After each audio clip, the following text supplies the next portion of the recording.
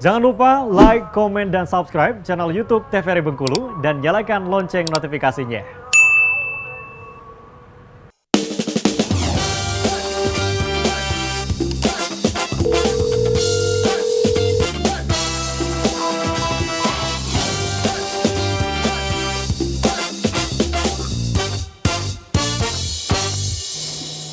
Baik pemirsa, terima kasih Anda kembali menyaksikan Dokter Kito masih membahas mengenai PJK. Kita langsung saja pemirsa beralih ke Dokter Lisda. Tadi mengatakan akan membahas mengenai penanganan pertama ya dokter ya.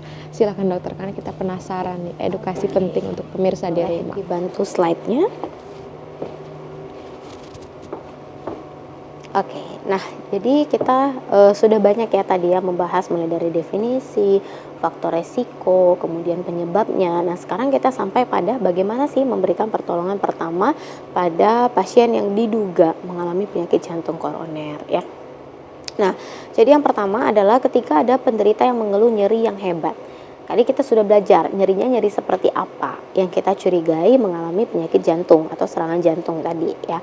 Oke lah, anggaplah kita sudah paham nih ada pasien ngeluh nyerinya nyeri angina tipikal ya. Jadi nyeri yang tipikal angina banget, nyeri khas gitu ya.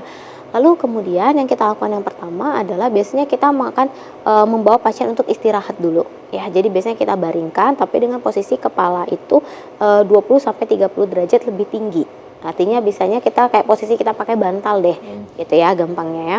Nah kemudian setelah itu kita harus bersiap-siap. Jadi kita menyiapkan semua peralatan apapun yang kita perlukan gitu ya. Identitas pasien misalnya untuk kita menuju ke instalasi gawat darurat dari rumah sakit terdekat. Atau biasanya bisa kita lakukan lewat telepon ya. Jadi kalau misalnya kita nggak bisa lagi untuk bawa kendaraan, bisa kita telepon unit gawat darurat ya, menyampaikan lokasi kita di mana pasien dengan keluhan tipikal angina tadi. Nah kemudian pada waktu kita mengistirahatkan pasien, kita hindarkan pasien dari aktivitas yang berat. Karena tadi prinsipnya apa? Semakin banyak dia beraktivitas, maka demand atau kebutuhan oksigennya semakin banyak. Ya, jadi sementara ini kan udah kesumbat nih ceritanya, artinya kan sudah ada yang tidak berjalan sehingga akhirnya otot-otot jantung tadi itu kurang asupan oksigen. Makin kita biarkan makin tinggi permintaannya, suplainya makin kurang, yang ada malah otot jantungnya akan mengalami kematian atau yang akan mengalami nekrosis gitu ya. Ini yang kemudian bisa menyebabkan komplikasi menjadi gagal jantung nanti. Lalu setelah itu biasanya kita akan memberikan obat-obatan. Ini harus dilakukan di RS ya. Jadi tidak bisa diberikan langsung di rumah karena ada beberapa kontraindikasi yang harus kita checklist dulu sebelum kita memberikan ini. Misalnya tekanan darahnya harus berapa, nggak boleh dalam kondisi hipotensi atau tekanan darah rendah. Jadi ini biasanya kita berikan pertolongan pertama untuk melebarkan pembuluh darahnya, untuk mengurangi rasa nyeri anginanya tadi, itu di instalasi gawat darurat. Misalnya obat golongan nitrat dan lain sebagainya. Mungkin kalau obat-obatan ini itu nice to know aja ya untuk masyarakat yang menonton. Lalu nah, jadi ini kalau misalnya kan ada ya mitos yang bilang suruh batuk-batuk, ya mungkin pernah ya terdengar seperti itu ya. Itu juga sebenarnya adalah mitos tadi ya, atau tidak disarankan karena lagi-lagi aktivitas yang berat sebaiknya pasien dalam kondisi betul-betul istirahat, bukan disuruh beraktivitas, apalagi suruh olahraga sambil olahraga gitu ya. Itu akan semakin memperburuk tadi, karena tentu demand-nya akan semakin meningkat gitu ya. Nah, jadi sama satu lagi mungkin yang paling penting adalah tidak stres dan juga tidak panik ya untuk keluarga yang mendampingi atau yang membawa. Jadi biar bisa fokus ya untuk segera membawa ke unit gawat darurat atau pertolongan pertama ke rumah sakit yang terdekat. Nah nanti bagaimana terapinya mungkin ada di slide yang ujung ya yang mungkin akan dilakukan. Ini nice to know saja ya. Ada golongan obat nitrat, kemudian ada beta blocker, ada antiplatelet atau anti penggumpalan darah, dan lain sebagainya. Salah satunya adalah nomor 6 yang mau disinggung, yaitu revaskularisasi koroner. Apa itu revaskularisasi koroner? Ini adalah yang masyarakat kenal dengan istilah pasang cincin, ya, atau pasang ring. Kalau orang awam atau masyarakat yang menonton mungkin pernah ya terdengar istilah sudah pasang cincin nih. Si A, si B, tetangganya udah pasang cincin. Nah itulah yang dimaksud dengan revaskularisasi koroner. Jadi artinya kita memperbaiki. Vaskularisasi itu adalah aliran darah, koroner itu pembuluh darah. Jadi kita memperbaiki ulang aliran darah di pembuluh darah koronernya. Caranya apa? Bukan cincin yang kita kenal itu ya yang dipasang gitu ya, dicengkoki ke dalam pembuluh darah, enggak. Dia semacam balloning ya. Jadi dia kayak dilebarkan, kayak mengembangkan balonnya, sehingga dengan harapan nanti si pipa ini tadi, kita menganalogikannya kayak pipa gitu ya, itu akan melebar lagi. Jadi akan tergeser ya penumpukan plaknya tadi, sehingga jalannya akan menjadi mulus kembali. Artinya untuk membantu menghilangkan si lemak-lemak itu? Iya, jadi kayak melebarkan gitu. Nah biasanya ini akan lumayan membantu ya gitu. Jadi si otot jantung tujuannya itu dia tidak mengalami kematian. Harapannya tidak sempat mengalami kematian dulu, karena kalau sudah sempat mengalami nekrosis atau kematian, nggak bisa dihidupkan lagi otot jantung itu. Jadi semakin luas yang tidak dapat suplai oksigen, semakin luas otot jantungnya yang mengalami kematian, maka semakin besar resikonya mengalami gagal jantung. Karena nggak berfungsi lagi. Ibaratnya tuh jantung kita yang katanya sekepalan tangan tadi, mungkin hanya tinggal seperempatnya aja. Yang berfungsi. Tinggal perempatnya itu mengalami nekrosis atau kematian yang tidak bisa dihidupkan lagi. Jadi revaskularisasi ini menyelamatkan, jangan sampai mengalami nekrosis atau kematian. Makanya dilebarkan seperti itu. Ya tentunya ini dengan beberapa checklist indikasi nantinya, dan itu harus dilakukan di perawatan di rumah sakit. Ya perawatannya perawatan intensif. Nah ini slide kita terakhir, bagaimana sih sebenarnya mencegah penyakit jantung koroner ya.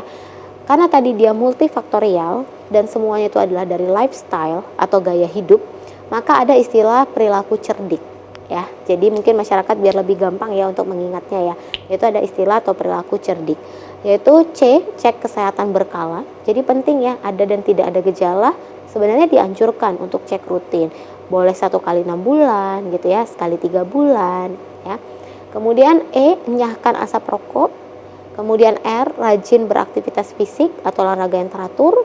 D-nya diet sehat dan seimbang, terutama kurangi makan makanan yang mengandung kolesterol tinggi. I-nya istirahat yang cukup. Dan K, harus bisa manajemen stres. Karena bagaimanapun juga stres itu bisa meningkatkan beban atau kerja jantung dan bisa menyebabkan peningkatan tekanan darah. Lalu yang kedua, bagi pasien yang sudah ternyata terdiagnosa penyakit jantung koroner, bagaimana nih pencegahannya supaya tidak lebih parah gitu ya, sudah terlanjur kena. Kalau cerdik tadi kita yang belum terdiagnosa, itu ada pola hidup patuh istilahnya ya. Jadi kalau tadi cerdik, yang ini patuh. P-nya itu adalah periksa kesehatan rutin, ini berkaitan dengan kontrol obat rutin ya. Jadi biasanya mau dia udah pasang cincin dalam istilah awamnya atau revaskularisasi tadi atau PCI, itu dia tetap harus cek rutin. Lalu kemudian atasi penyakit dengan pengobatan yang tepat. Artinya kalau dia punya diabetes, kalau dia punya hipertensi, jangan cuma obat jantungnya aja yang diminum. Obat DM sama obat hipertensinya ditinggalin, sama aja. Itu kayak lingkaran yang gak ada putusnya ya. Akhirnya nanti dia akan menjadi sumber penyebab lagi, mencetuskan lagi mungkin di lokasi pembuluh darah yang lain tersumbatnya gitu. Kemudian tetap aktivitas fisik, tapi ini dengan pemantauan dan saran dokter ya. Jadi nggak bisa langsung terabas yang berat sekali, padahal sudah pasang ring tadi. Itu juga nggak boleh terlalu lelah. Jadi ini harus dengan konsultasi ke dokter. Upayakan diet sehat dan seimbang, mungkin sama ya dengan yang perilaku cerdik ya. Kemudian hindari asap rokok, sama hindari juga minum-minuman beralkohol dan zat karsinogenik lainnya. Ya, ini. Jadi sama ya tadi ya. Tipsnya ya, Ya, perilaku ini hidup tips. sehat ya intinya ya dokter. Iya. Boleh silakan langsung duduk saja dokter. Oke, Artinya untuk tipsnya kita harus pola hidup sehat. Nah tapi untuk menutup closing statement pada hari ini, saya ingin bertanya sebenarnya apakah bisa sembuh dokter penyakit jantung ini? Kalau bicaranya tentang penyumbatan tadi atau penyempitan pembuluh darah, dia bisa prognosanya baik kalau nanti ditangani seperti yang disampaikan Dr. Lisda, ada pemasangan ring atau cincin. Biasanya prognosanya baik, walaupun memang tetap ada cerdiknya tadi ya dok ya, ada cerdiknya, terus ada yang patuh tadi. Karena sesudah pemasangan cincin bukan berarti cincin ini bisa permanen bagus terus ya, tetap harus ada skala pemeriksaan untuk dilakukan melihat apakah kondisi pemasangan ring ini sudah memang bagus terus atau ada nanti kondisi-kondisi yang ditambah obatnya untuk lebih memperlancar atau menjaga dari ring ini tetap baik di dalam pembuluh darah. Artinya itulah sangat penting menjaga kesehatan ya dokter. Kalau sudah sampai terkena PJK juga sudah sulit juga ya. Oke, terima kasih Dr. Lisda dan juga Dr. Elsa sudah memberikan edukasi penting kepada pemirsa. Tadi ada poin cerdik dan patuh yang harus kita highlight dan menjadi pengingat untuk kita supaya menjaga lifestyle dengan sehat. Saya Helda Amelia undur diri, terima kasih dan sampai jumpa.